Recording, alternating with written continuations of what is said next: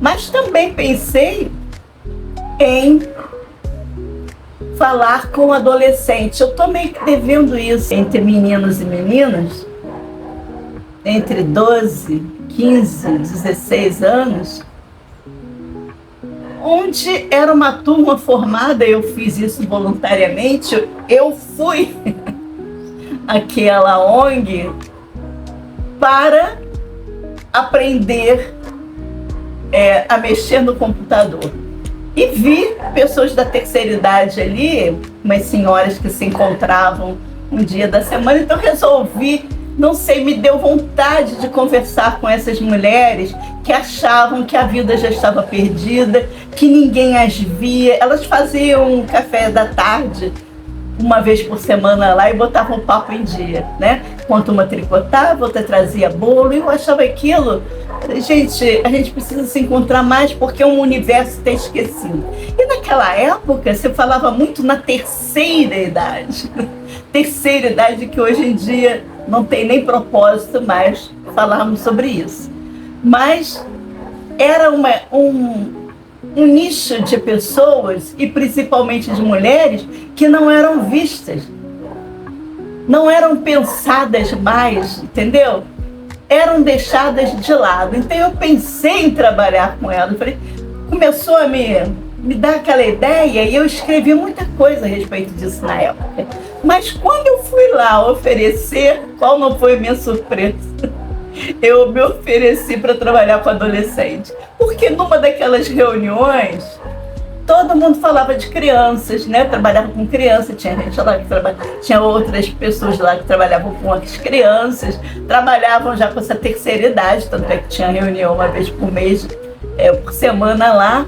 Mas o adolescente era quase que como uma praga. Não, que isso, eu não quero, com isso eu não lido. Eu fui para casa e pensei, gente, tá certo, nem eu gostava de mim na adolescência. Eu me achava uma pessoa intolerante.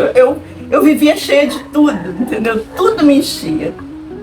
Mas eu pensei, vou trabalhar com eles. E eu montei uma turma, conversei com as mães, conversei com a ONG, e a presidente da ONG ficou, no dia que eu fiz o encontro com as mães, ela ficou meio assim, o que ela vai falar, não sei o quê, mas depois tudo saiu certo, né? Saiu muito legal.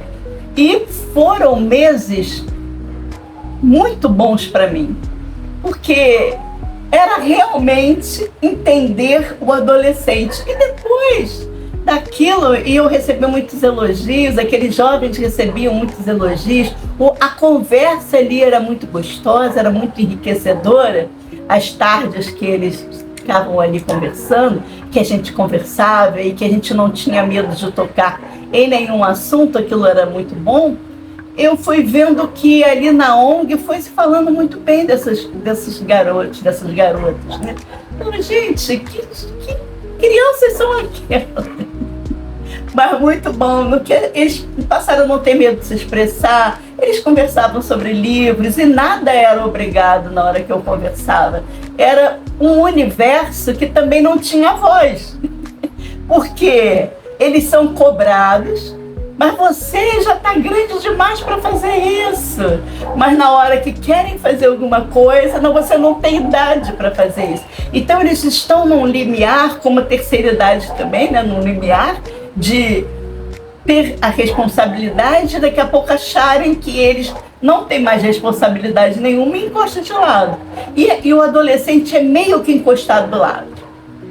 Porque se eu for falar com ele vai com ela, eles vão vir com malcriação, vai dizer que não mando neles, aquela coisa. Então é como se dissesse assim, conversar com adolescente é procurar aborrecimento. E de certa forma, talvez seja, porque eu me lembro da minha adolescência, eu lembro que eu não tinha, minha tolerância era zero, e eu achava que podia mudar o mundo, eu queria morar sozinha, eu já queria independência. E minha mãe estranhava muito isso, ela batalhava pela nossa independência, quer dizer, vai estudar, vai ser independente, não vai contar com ninguém. Quando a gente era independente, ela reclamava, né? Mas o que vocês estão fazendo? Vocês acham que são dono do seu nariz? Vocês já acham perto da cara?